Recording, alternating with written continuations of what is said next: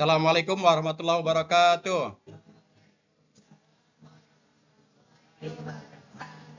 Nah, Alhamdulillah, ya setelah kita tadi berdoa, semoga kita diberikan kemudahan dan kelancaran dalam memahami pembelajaran kita kali ini.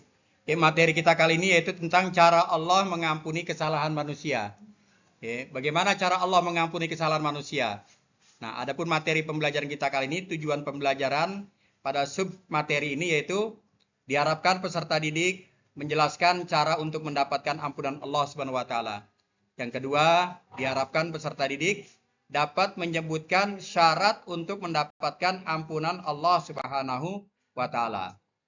Adapun cara Allah mengampuni kesalahan manusia, Allah akan mengampuni kesalahan manusia. Semua apapun dosanya, asalkan orang tersebut mau bertobat kepada Allah Subhanahu wa taala, yaitu dengan taubatan nasuha. Apa sih taubatan nasuha? Benar-benar kita bertobat. Bukan seperti kita tobat sambal. Gue nggak mau makan sambal lagi Akhirnya makan lagi sambal. Udah kepedesan makan lagi. Itu namanya tobat sambal. Yang berkali-kali melakukan sebuah kesalahan. Tapi kalau taubatan nasuha, udah tobat, nyesel, nggak mau mengulangi kesalahan yang pernah kita lakukan. Nah itu namanya taubatan nasuha. Gitu ya. Di sini dikatakan dalam surat At-Tahrim ya, ayat 8. Yang artinya, hai orang-orang yang beriman, bertaubatlah kepada Allah Subhanahu wa taala dengan taubat yang semurni-murninya. Ya, mudahan Tuhanmu, kamu akan menghapuskan kesalahanmu dan memasukkan kamu ke dalam surganya Allah Subhanahu wa taala. Jadi kalau kita benar-benar taubat kepada Allah, insya Allah kita akan mendapatkan surganya Allah Subhanahu wa taala.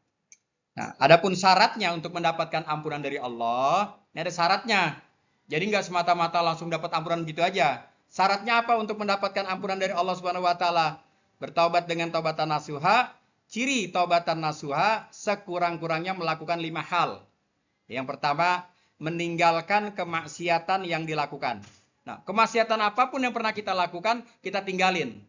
Jangan sampai kita ada niat untuk mau melakukan lagi. Jangan, tinggalin semua ya. Kita benci itu kemaksiatan tersebut. Yang kedua, menyesal dengan sangat karena telah melakukan dosa.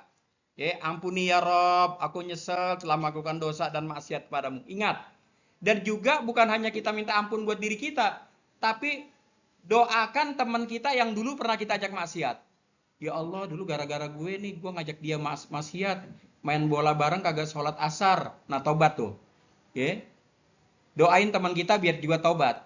Gitu. Jadi kita udah masuk surga, teman kita nanti masuk neraka gara-gara sebab kita, dosanya karena bersama kita ditarik lagi tuh. Makanya di samping kita mendoakan diri kita doakan juga teman kita. Yang ketiga, berniat dan bertekad yang kuat sepenuh hati untuk bertobat. Ya Allah, saya berjanji tidak akan mengulanginya lagi. Jadi kita tobat berjanji. Enggak akan mau kembali lagi ke dalam sebuah kesalahan yang pernah kita lakukan. Yang keempat, harus mendapatkan maaf dari orang yang dianiaya atau disakiti. Nah ini, jadi kalau kita pernah dosa sama Allah, mohon ampun, taubat. Tapi kalau dosa sama orang, minta maaf dulu kepada orang. Jadi kalau orang tersebut belum memaafkan, nah itu kita berat tuh. Tapi kalau udah kita 3 kali minta maaf, orang tersebut nggak minta maaf, kita berdoa aja pada Allah. Ya Allah, bukakan hati dia, ya Allah biar maafin aku gitu. Karena dosa yang berat itu dosa kepada manusia. Gitu.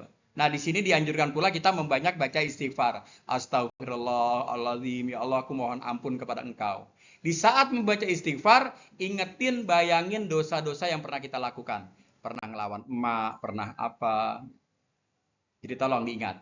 Nah materi kita kali ini materi yang di akhir ya, dalam bab 2. Adapun rangkumannya adalah tentang sifat-sifat Allah dalam Asmaul Husna. Kemarin Al-Ghafar berasal dari kata Ghafaro. Ghafaro yang artinya menutup.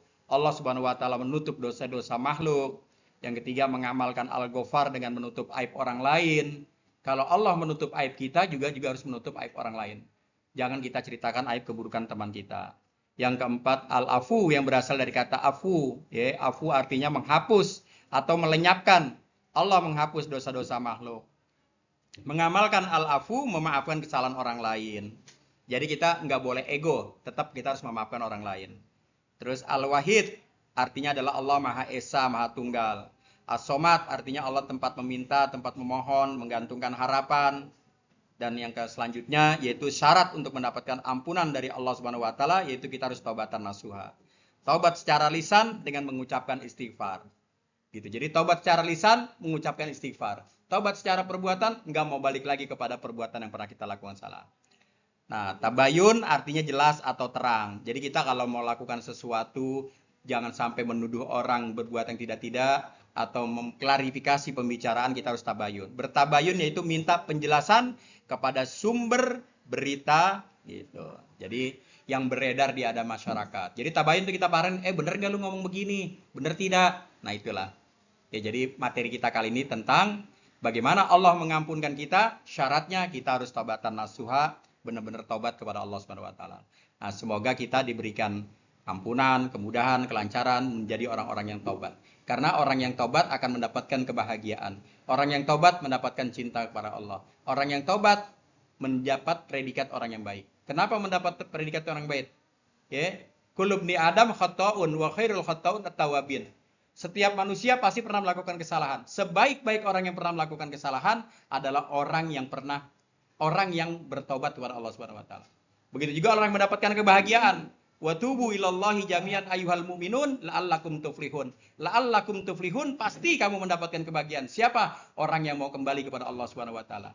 Dan orang yang mendapatkan cinta pada Allah harus taubat. Innallaha yuhibbut tawabina wa yuhibbul mutatahhirin. Sesungguhnya Allah mencintai orang-orang yang taubat. Maka kalau pengen mendapat cinta Allah, taubat. Mendapat bahagia hidup, taubat. Mendapatkan predikat orang yang baik, taubat. Orang yang baik bukan orang yang tidak pernah salah, tapi orang yang baik yang memperbaiki kesalahannya. Semoga kita selalu mendapat bimbingan dan pemeliharaan Allah Subhanahu wa taala sehingga kita selalu di jalan Allah Subhanahu wa taala. Amin ya rabbal alamin.